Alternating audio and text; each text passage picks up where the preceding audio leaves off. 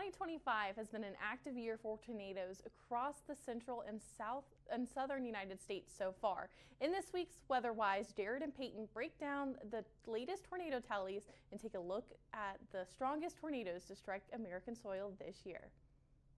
Missouri's tornado season has been unusually active, but the threat isn't over yet.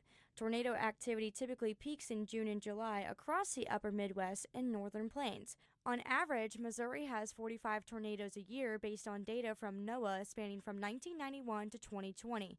Meanwhile, Kansas typically records nearly twice that number. But this year, Missouri is in second place for the most tornadoes so far this 2025 season, as we've had 115 confirmed tornadoes, which is just behind Texas at 137. A total of 5 EF4 tornadoes has struck American soil since 2025 began. The first 2 took place on March 14th, touching down in Arkansas.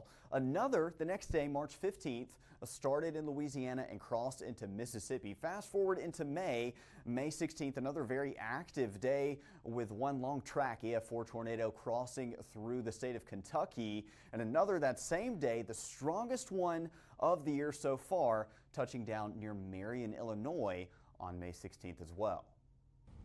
Less than 3 weeks after the Marion, Illinois tornado, I got the chance to travel through its path of destruction.